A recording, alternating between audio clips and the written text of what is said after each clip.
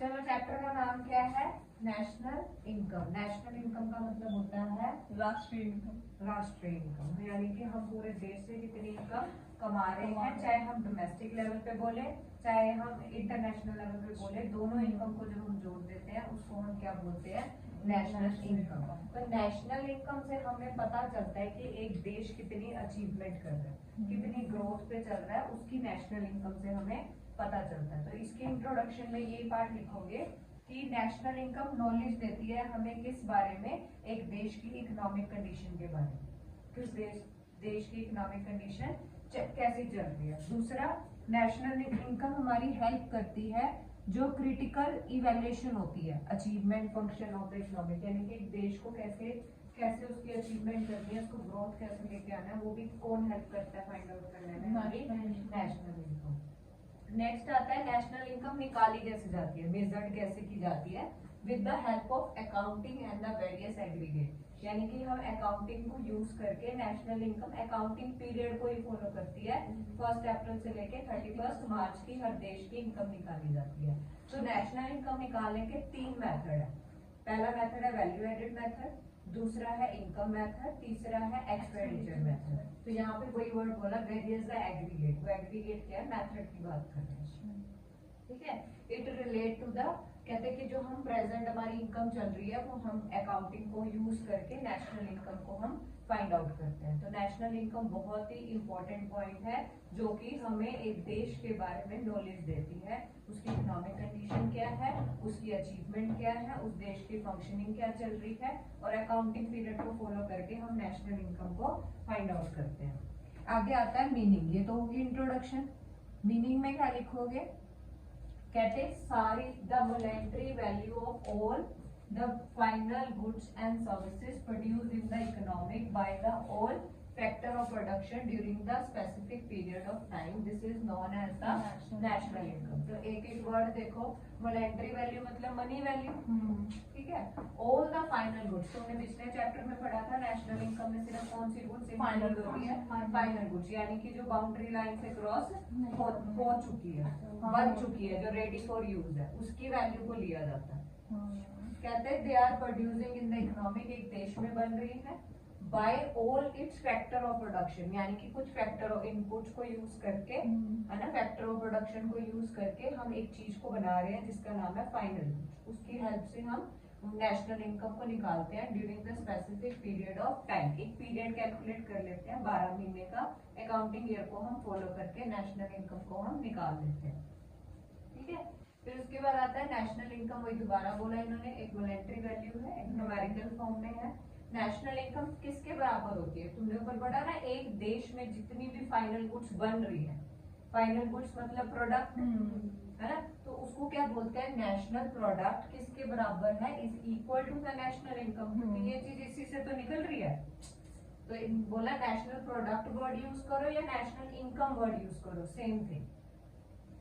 And the national income is also equal to the national expenditure. मैंने तुम्हें बताया कि इसको 3 मेथड से हम निकालते हैं, value added method, income method, expenditure method. तो ये वाला कौन सा मेथड हो गया? अगर हम नेशनल प्रोडक्ट बोले तो एक देश में कितनी गुड्स बन रही है, तो वो वैल्यू एडेड मेथड हो गया। दूसरा बोला नेशनल एक्सपेंडिचर, वही एक्सपेंडिचर मेथड से भी हम नेशनल इनकम को निकालते हैं। नेक्स्ट बोलते हैं also it measure in the form of factor income. मैंने इनकम मेथड बोला ना, तो ये 3 तरीके से निकली, नेशनल प्रोडक्ट, नेशनल एक्सपेंडिचर, तीसरा नेशनल इनकम।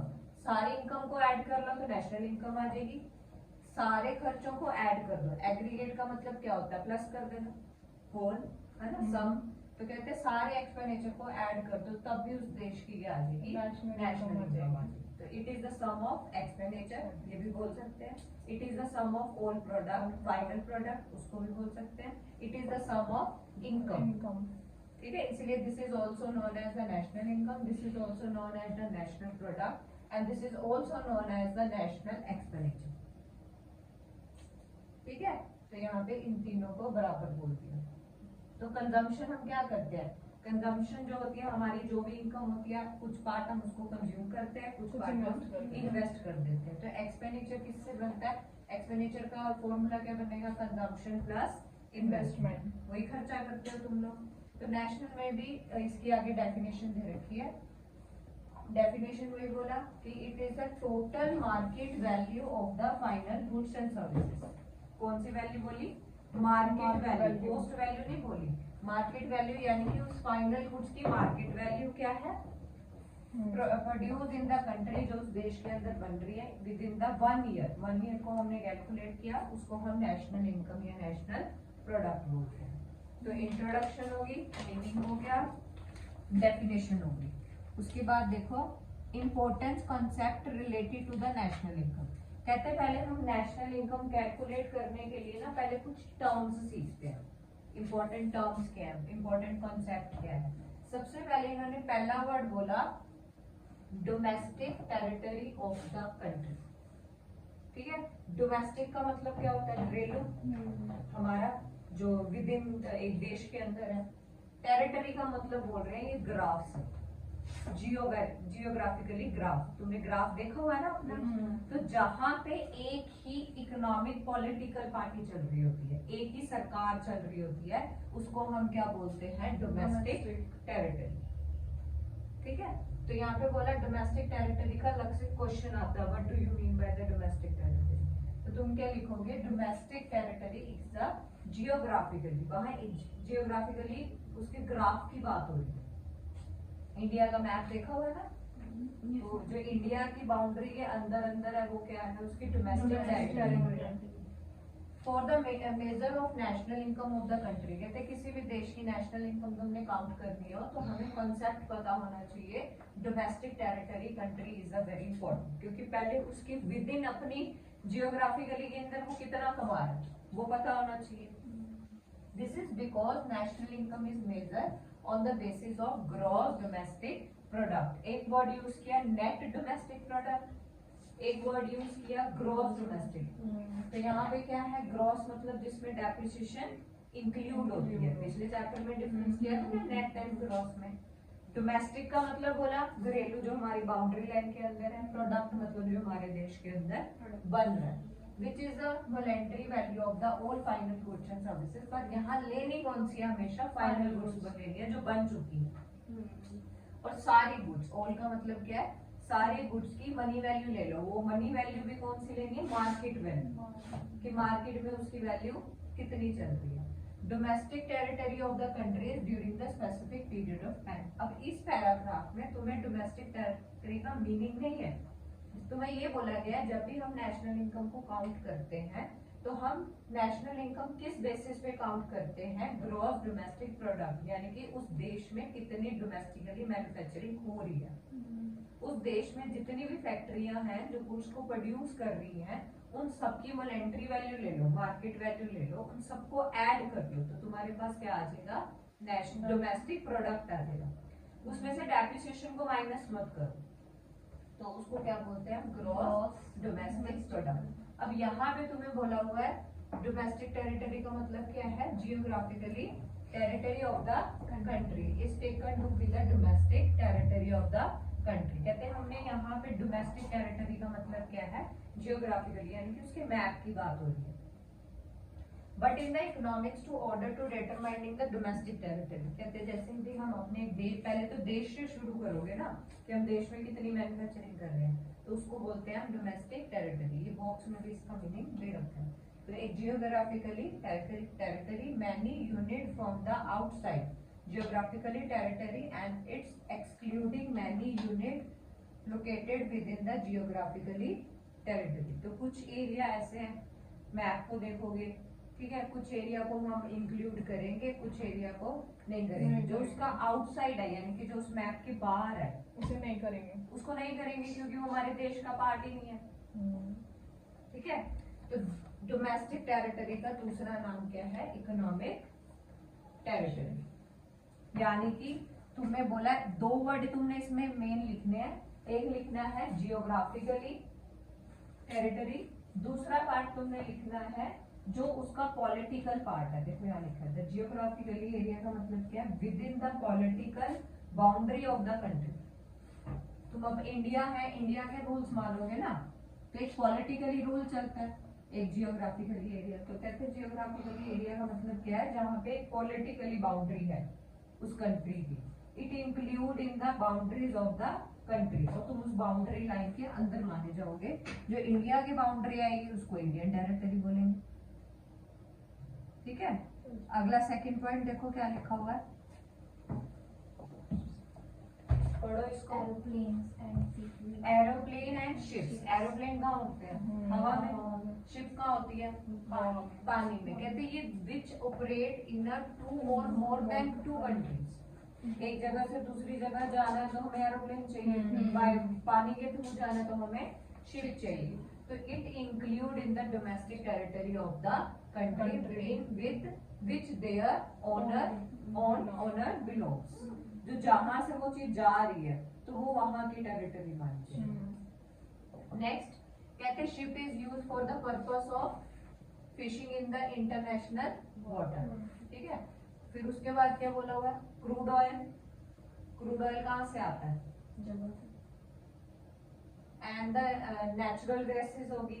ठीक है, international waters are also included in the domestic territory of the their country. जो हमारी बाउंड्री के अंदर आ रहा है ना, जहाँ से शिप जा रही है तो हमारी डोमेस्टिक टेरिटरी मानी जाएगी। हमारे एरिया से जहाँ से एरोप्लेन उड़ के जा रहा है वो हमारी डोमेस्टिक टेरिटरी मानी जाएगी, जहाँ लैंड भी होगा। उसके बाद आता है embassies and the high commission of their country in other country. तो तीन चीजें आई, और मिलिट्री एस्टेब्लिशमेंट जो आर्मी एरिया होता है, साइंटिफिक स्टेशंस होते हैं, है ना, they are included in the domestic territory of the country. तो यहाँ पे तुम बोलोगे तीन पार्ट ऐसे हैं, चाहे भले ही वो किसी और देश में है, ठीक है, बट हमारा एरोप्लेन वो जगह हमने बनाई है, ठीक है, तो वो हमारी डोमेस्टिक टेरिटरी के अंदर इंक्लूड होगी। वो कौन कौन सा पार्ट है? एयरप्लेन वाला हो गया, दूसरा शिप वाला हो गया, तीसरा एम्बेसीज हो गया। एम्बेसीज क्या होता है? दो कंट्रीज के बीच में कम्युनिकेट कराती है। अब इंडिया एम्बेसीज फॉरेन में है, इंडिया एम्बेसीज मान लो अमेरिका में है तो वो इंडिया की है ना, तो वो जो पार्ट है वो डोमेस्टिक हमारा माना जाए। तो इस चीज में बड़ी कंफ्यूजन होती है, तो हम बोलते हैं नहीं उनकी टेरिटरी है। हमारी एम्बेसीज है कहाँ पे? अमेरिका में, बट वो पार्ट हमारी डोमेस्टिक कंट्री का पार्ट माना जाए। तो वो तीन पार्ट माने, एरोप्लेन, फिशेस और ये हो गया शिप्स, और तीसरा क्या हो गया? एम्बेसीज। ठीक है, यहाँ तक समझ आया? उसके बाद अगली टर्म क्या आती है? Normal resident of the country. देखो दो वर्ड होते हैं, एक होता है सिटीजन, एक होता है normal resident of the country. Citizenship का होती है जहां तुम्हारा बर्थ होता है, जहां तुम जन्म लेते हो, है ना। जैसे तुम इंडिया में जन्म लिया तो तुम इंडियन सिटीजन हो। तो सिटीजनशिप अलग अलग हो सकती है। तो एक इंडियन बंदा फॉरेन में भी तो जाके रह सकता है, तो दोनों डिफरेंस हो सकता है। एक बंदे का सिटीजनशिप अलग हो सकती है और नॉर्मल रेजिडेंट अलग हो सकता है, भले वो फॉरेन में रह रहा है पर है तो इंडियन, है ना, तो बाय बर्थ से। पर जब हम नेशनल इनकम काउंट करते हैं हम उस बंदे का क्या देखते हैं? नॉर्मल रेजिडेंट, वो रहता कहाँ है। अब इसकी कंडीशन क्या है? अगर कोई इंडिविजुअल या कोई इंस्टीट्यूट है, ठीक है, अगर कोई इंडिविजुअल है मोर देन 1 ईयर, तो वो उस देश का नॉर्मल रेजिडेंट माना जाएगा और उसकी इनकम उसी के देश की इनकम में ऐड होगी। आई समझ? तो जैसे कोई इंडियन था, 1 साल से या 1 साल से ज्यादा हो चुका है, अमेरिका में रह रहा है, अब वो है तो इंडियन सिटीजन पर रेजिडेंट कहाँ का माना जाएगा? अमेरिका का, और वहां की नेशनल इनकम में उसकी इनकम काउंट होगी, यहाँ नहीं होगी। तो क्या है? National income of the country is the total income of all. किसकी इनकम को ऐड करना है? Normal resident. फिर मैंने बोला नॉर्मल रेजिडेंट की डेफिनेशन क्या है? अ पर्सन और इकोनॉमिक यूनिट, एक बंदा भी या कोई इकोनॉमिक यूनिट भी which is existing in that particular country, यानी कि उस देश में वो रह रहा है, एग्जिस्ट कर रहा है।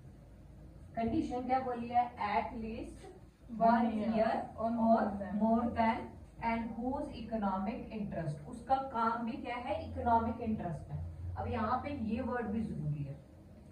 कोई इंसान 1 साल से ज्यादा जिस देश में रहे, दूसरा उसका इंटरेस्ट भी कैसा होना चाहिए? इकोनॉमिक इंटरेस्ट होना जरूरी है। इकोनॉमिक इंटरेस्ट का मतलब है कमाई का पर्पस, कमाने के लिए जाना चाहिए, तो वो उस देश का रेजिडेंट माना जाएगा और उसकी इनकम वही काउंट होगी। अब जैसे कोई अमेरिका का बंदा है, 1 साल हो गया उसको यहाँ रहते हुए, तो वो कहाँ का रेजिडेंट माना जाएगा? इंडिया का। और उसकी इनकम कहाँ काउंट होगी? इंडिया में।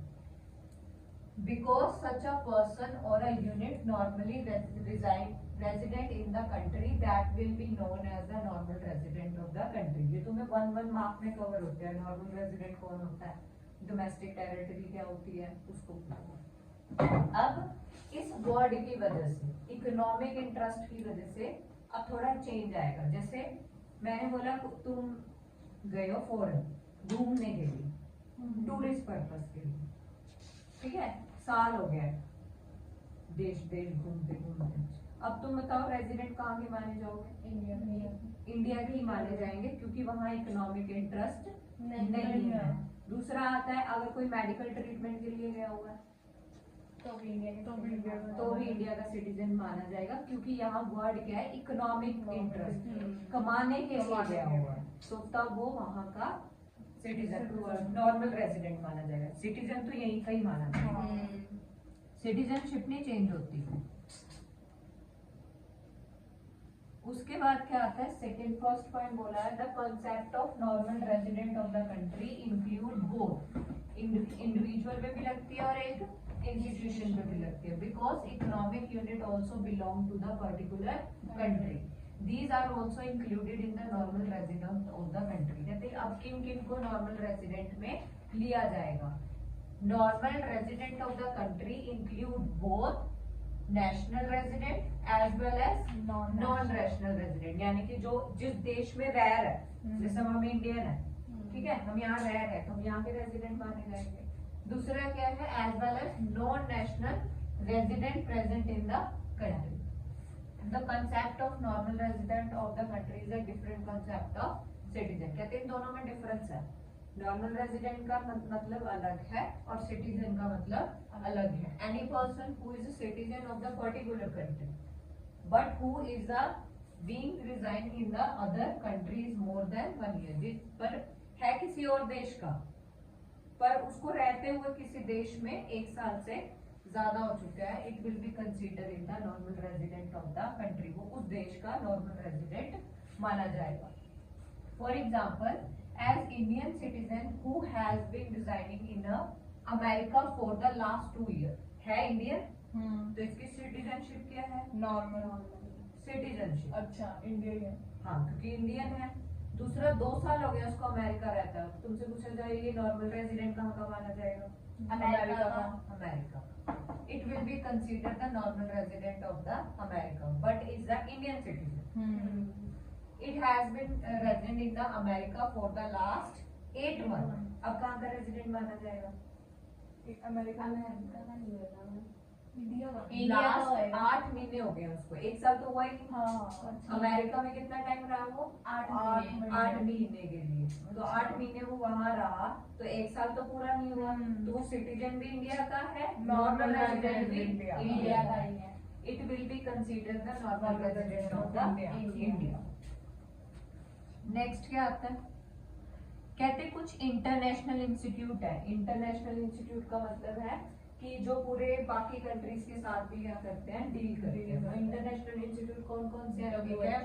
World Health Organization, World Bank और International Labour Organization consider to be the resident of the international territory. तो वो कहाँ के रेजिडेंट माने जाते हैं? इंटरनेशनल टेरिटरी, डोमेस्टिक टेरिटरी नहीं बोला, इंटरनेशनल टेरिटरी का part. These institutes and their branches are not considered in the normal resident। चाहे मान लो उसकी ब्रांच इंडिया में है, तो वो इंडिया का रेजिडेंट नहीं माना जाएगा, वो कहाँ का माना जाएगा? इंटरनेशनल, चाहे ब्रांच जहाँ मर्जी हो।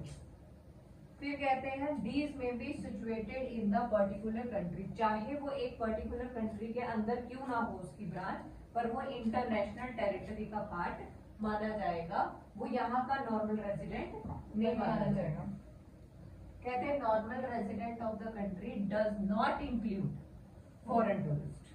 मैंने बोला था ना, तुम घूमने के लिए गए हुए हो तो तुम नॉर्मल रेजिडेंट नहीं माने जाओगे। मेडिकल ट्रीटमेंट के लिए गए हो तो भी नहीं माने जाएंगे। चाहे तुम्हें 1 साल हो गया, चाहे 2 साल क्यों ना हो गया, चाहे उससे भी ज्यादा क्यों ना हो गया, तो नहीं माना जाए। नहीं माना जाता। दूसरा, employ of the foreign ship और commercial travel, seasonal migrant labour for the one country to the another country. अब एक ऐसा बंदा है फॉरेन शिप में, एक जगह से दूसरे देश में शिप में काम करता है, नेवी वाले नहीं होते है ना, तो वो क्या करते हैं, एक देश से दूसरे देश जाते रहते हैं। कमर्शियल ट्रैवल है, कभी इस कंट्री में कभी उस कंट्री में, है ना। माइग्रेंट यानी कि काम करने के लिए कभी उसको इस देश में जाना पड़ता है, माइग्रेशन का पार्ट होता है, और कभी कमाने के लिए दूसरे देश में जाना पड़ता है, from one country to another country. ठीक है। कुछ आर्मी बॉर्डर वर्कर्स होते हैं, आर्मी वाले होते हैं ना बॉर्डर पे, जैसे पाकिस्तान और इंडिया का बॉर्डर है, उस पे उसकी जॉब लगी हुई है। तब क्या करना है, तब क्या करना है, हमने द इकोनॉमिक डेली और रेगुलर इन सच एम्प्लॉय, इनका तो रेगुलर एक देश से दूसरे देश जाना है। For the foreign company who has come to the install the machinery और a technology, generally such person reside in the other country less than the 1 year. That is why they are considered to the normal resident of the country whose citizen they are. यानी कि इस case में क्या करोगे, question क्या था, कोई foreign tourist के लिए जा रहा हो, कोई मेडिकल ट्रीटमेंट के लिए जा रहा हो, किसकी बॉर्डर पे जॉब लगी है, कोई कमाने के लिए कभी इस देश जा रहा है कभी दूसरे देश जा रहा है। कहते हैं तो ये तो मुश्किल हो गया उसका भी 1 साल निकालना, क्योंकि वो तो 1 साल में इतनी कंट्रीज घूम रहा है। तब क्या करोगे, उसका नॉर्मल रेजिडेंट कहाँ का मानोगे, जहाँ की उसकी सिटीजन है, तो तब उसको वहां इंक्लूड कर दो। आगे समझ। अगला क्या है, अगला पढ़ो। Official ambassadors and military man of other countries, such employees international institute who are not a citizen of their country, they are also not include the national normal resident, and they are the normal resident of the country which they are belong to the country they are employed। अब यहाँ पे क्या case है, यानी कि तुम job करते हो किसी इंटरनेशनल इंस्टीट्यूट में, ठीक है, एम्बेसीज में काम करते हो, मिलिट्री मैन हो, तो क्या करोगे उस केस में, उसको नॉर्मल रेजिडेंट की डेफिनेशन में नहीं लोगे। क्यों, क्योंकि वो वहां कहाँ से बिलोंग माना जाएगा, जिस कंट्री ने उसको एम्प्लॉयड यानी कि जिस कंट्री ने उसको जॉब पे रखा है। ठीक है। अब जैसे इंडियन आर्मी है, वो उसकी जॉब यहाँ से स्टार्ट हुई है, इंडियन आर्मी माना जा रहा है, पर उसको काम के लिए किसी और कंट्री में रहना पड़ रहा है। तो इस केस में भी चाहे उसको 2 साल 3 साल जितने मर्जी साल हो जाए, उसको नॉर्मल रेजिडेंट वो 1 ईयर वाली कंडीशन में नहीं काउंट करेंगे। क्यों, क्योंकि वो यहाँ क्या, क्योंकि उसका आना जाना लगा रहता है। तो एक केस ऐसा है जहाँ पे सिटीजनशिप देखनी है, जो वो एक देश से दूसरे देश बहुत बार जाता है 1 ही साल के अंदर। दूसरा आता है कि कोई ऑफिशियल काम के लिए एम्बेसीज होती हैं, मिलिट्री मैन होते हैं, तो उस टाइम पे तुमने क्या देखना है, इंटरनेशनल इंस्टीट्यूट है, जैसे कोई वर्ल्ड हेल्थ ऑर्गेनाइजेशन में काम करता है, कोई वर्ल्ड बैंक में काम करता है ना, तो जब इनमें जॉब करना है तो जब ये देखना है कि उसको कहाँ पे ये जॉब मिली थी, तब उसका चेक ये करना है। तो अब इसमें क्वेश्चन क्या बनता है तुम्हारे पास, what are the normal resident, who are the normal resident, और किसको नॉर्मल रेजिडेंट की डेफिनेशन में इंक्लूड नहीं किया जाता है, ये सबसे ज्यादा इंपॉर्टेंट है। डेफिनेशन तो तुम्हें याद होगी, 2 वर्ड है, मोर देन 1 ईयर, और इंटरेस्ट भी कैसा होना चाहिए, इकोनॉमिक होना चाहिए। और किसको नॉर्मल उसमें नहीं लिया, इंटरनेशनल इंस्टीट्यूट्स को नहीं लिया, दूसरा फॉरेन टूरिस्ट को नहीं लिया, कमर्शियल ट्रैवलर्स को नहीं लिया, तीसरा किसको नहीं लिया, इंटरनेशनल एम्प्लॉइज को है, हाँ, ऑफिशियल एम्बेसीज और मिलिट्री मैन को नहीं लिया। इंटरनेशनल इंस्टीट्यूट में भी अगर कोई जॉब करता है, जहां पे उसकी जॉब लगी थी उसके अकॉर्डिंग उसका चेक किया जाए। ठीक है। आगे तुम्हें एग्जाम्पल आते हैं इसके, तुमने ये बताना है कि रेजिडेंट या नॉर्मल रेजिडेंट है या नहीं। ठीक है। इसमें शायद क्लियर नहीं है, दिख रहा तुम्हें इसमें? यस, दिख रहा है मैम, एकदम क्लियर है, थोड़ा जूम कर दो मैम। क्लियर है ma'am. Person who are the normal resident of the country, तो ये कह रहे हैं normal resident of the India के माने जाएंगे। पहला क्या है, a foreigner living in India for more than 1 year. वो यहाँ फॉरनर है, यहाँ रह रहा है। ये तो बताया नहीं कि टूरिस्ट के लिए हाँ, या मेडिकल हाँ। ट्रीटमेंट, तो तो हम हम यही इसे सोचेंगे इकोनॉमिक इंटरेस्ट के लिए आया हुआ है। ठीक है, तो इसको हम काउंट करेंगे। नेक्स्ट पढ़ो, और Indian citizen living in India, जो यहाँ रह रहे हैं वो तो यहीं के रेजिडेंट माने जाएंगे। अगला, इंडिया फॉरेन हाई कमीशन, कोई इंडियन है working in the foreign high commission and the embassies in India, India की एम्बेसी में काम कर रहा है, कोई फॉरेन एम्बेसी है इंडिया में काम कर रहा है तो यही रहा, तो वो क्या माना जाएगा, नॉर्मल रेजिडेंट। आगे क्या है, India working in the international monetary fund है, इंटरनेशनल इंस्टीट्यूट है ये, तो भी इंडिया का नाम है। ठीक है। ऑफिस लोकेटेड कहाँ पे है, इंडिया में, तो यहाँ पे सिटीजनशिप लिखेंगे क्योंकि इंटरनेशनल है। आगे, और उसकी जॉब भी यही लगी है। इंडिया इन्वेस्टेड इन जर्मनी, ये सबसे इम्पोर्टेंट है। इंडिया की एम्बेसीज है ना, उसकी जॉब भी यहीं से एम्प्लॉयड हुई है ना, पर है कहाँ पे, जर्मनी, तो ये यहाँ का रेजिडेंट माना जाए। ठीक है, अब किसको इंक्लूड नहीं करोगे, वो सेकंड पार्ट है। अब foreigner living in India for the last 7 months, हाँ, इसे 7 साल के लिए आ रहा है ना, बट है कौन, foreigner foreigner living in India, तो मैम वो वहीं का ही माना जाएगा। Person who are not a normal resident of the India. अगला क्या है, India citizen Living abroad for more than 1 year। यहाँ 1 ईयर था, तो मैम इसे हम नॉर्मल रेजिडेंट नहीं बोलेंगे, तो रेजिडेंट। यहाँ पे क्या दिक्कत थी, यहाँ 7 मंथ था क्योंकि 1 साल हाँ, नहीं हुआ था। दूसरे में इंडियन सिटीजन तो है, हाँ, living abroad Abroad for for more than 1 year, तो अब क्योंकि वो वहाँ का हाँ, तो रेजिडेंट वहाँ माना का जाएगा, वो यहाँ का तो वो resident इंडिया का थोड़ी ना रेजिडेंट नहीं माना हाँ, जाएगा।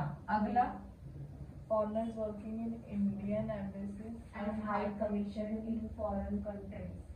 फॉरनर है, काम कर रहा है इंडिया India की में बेसिस में काम कर रहा है, पर है कहाँ का, फॉरेन का ही माना तो जाएगा, employed इंडिया का ही वहाँ माना हुआ जाएगा। है। हाँ, इसलिए वो यहाँ का नहीं माना नहीं जाएगा। माना। आगे, foreign working in IMF office located in मैं इंडिया, वही सेम से है। ये भी मैम वो एम्प्लॉयड फॉरेन का ही माना जाएगा। इंटरनेशनल इंस्टीट्यूट है। आगे, और German जर्मन का ambassador एम्बेसडर है इंडिया।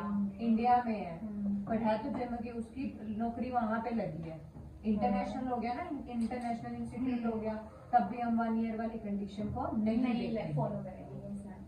ठीक है, तो आज हमने इंट्रोडक्शन पढ़ी, मीनिंग पढ़ा, ठीक है, उसके बाद हमने नॉर्मल Example। रेजिडेंट पढ़ा कौन होता है, और डोमेस्टिक टेरिटरी। आगे मैम ये next। हैंडशेक ये पढ़ा ना, handshake become clear that the concept of तो क्या दूंगा?